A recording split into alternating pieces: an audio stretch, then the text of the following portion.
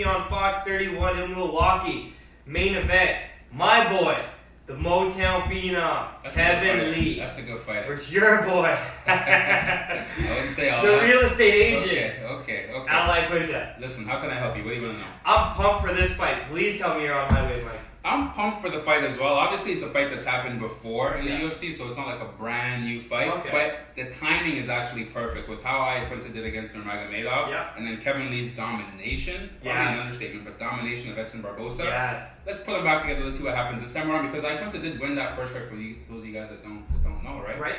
Yeah. That was like 4 years ago at Is that least. long? Yeah. Okay. I'm surprised that Iaquinta is even fighting because this guy usually fights once every year and a half. So to have 2 fights in 2018, props to you. Shout out Iaquinta. What I don't like is how much props he's getting for surviving against Khabib. Like let's make no mistakes. You lost every single round. Mhm. I think he may have won a round, but I don't even know about that either. And most of the lost rounds were 10-8 rounds that he lost too. But there's this narrative going around that he did better than Conor, and That's so a for that little reason, silly too, yeah. because they're saying that he took this fight on 1 day notice, which couldn't be more wrong. I mean, you were scheduled to fight, so you were in fight shape for 3 rounds at least. You know, the last 2, props to you for surviving, but you still were ready to fight that day. And Khabib had to switch opponents too. So, I mean, and different style matchups Very with different, Ferguson very to different. Iaquinta. Yeah. But I digress. I want to talk about the Motown Phenom. Obviously you do. You love that boy. I love that boy. Shout out to him.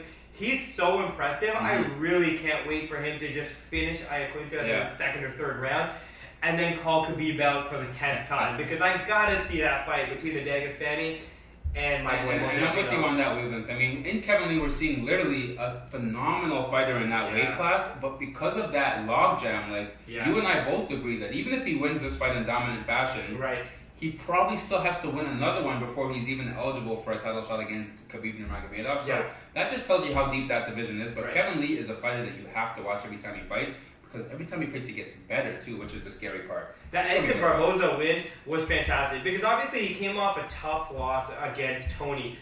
And that was deflating too, because he put everything he got into that title shot. But to come back even stronger after that fight, it really shows his character and what he wants to achieve in this division. So sky's the limit for this guy. I really do hope that he finds active participants to wrestle with, because I really want him to get in the octagon more ring time so he can get that title shot in 2019 rather than stretching it up to 2020. You really like Kevin Lee, man. Listen, man, you got Dustin Poirier now jumping the gun. You're throwing out Max Holloway's name in there for an interim. True. Conor McGregor wants to come back after proper, if he makes money off of that. So it's like, give Motown Phenom his chance as well. And his time will come. There's no doubt about it. Yes. But it's been long enough already. I agree with you on that point. So. Who do you have winning that fight? I don't think you mentioned. Come on, bro. I just wanted to hear it. I think that's a Kevin Lee beatdown. I like Iaquinta as well. Yeah. But Kevin Lee is showing that he's not even close to the same fighter he was 4 years ago. Right. This should be a pretty one-sided fight. Right. But you never count out the real estate agent. Okay. Yeah. So we'll see what happens. But no, I got Kevin Lee.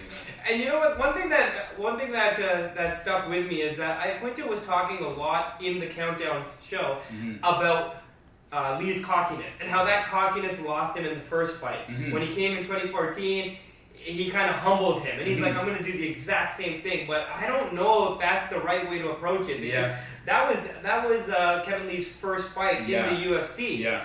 And Dustin Poirier beat Max Holloway in his first fight, and look where Max is now. So I don't know if you can really take a lot from somebody's first fight in the UFC, especially when you're talking about. Well, not only that too, but talk about the pot calling the kettle black. Like, I don't know anyone that's cockier than Iaquinta in the UFC so as well. true. You know what I mean? So like, for him to be sitting on his high horse, like he's so cocky, and when I humble him, like maybe humble yourself, Iaquinta, but. Hey, you're the fighter. I'm just an opinion over here. Fair enough. Regardless of who we think is going to win, I think we can both safely agree that this is going to be a great fight. I think if the white belts haven't watched any of these two fighters, then let them know what they're in store for. Bro, Iaquinta has absolutely no quit in his game. Yes. And Kevin Lee, even if he gets rocked, somehow he's able to recover and kind of just keep that fight going, engage, and just find a way to win. Right. These guys are both winners in every sense of the word. Yep. So they're both going to come to fight, bring their best, and we're going to see kind of who comes out on top. We think we know. Yep. But in MMA, you never really know, You right? never do know.